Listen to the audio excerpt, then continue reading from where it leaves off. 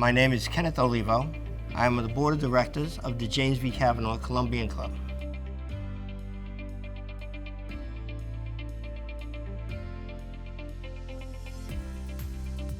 We at the Knights of Columbus and the J.B. Cavanaugh Columbian Club are pleased to have a partnership with the Massac Moriches Shirley Community Library in order to offer programs and continue programs while the library is closed for construction.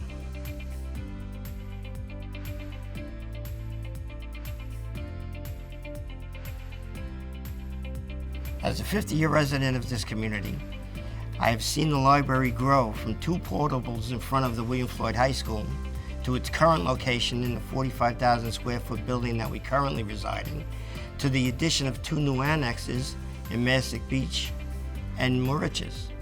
I believe those annexes and the reconstruction of this building will be a gigantic cultural asset to the community.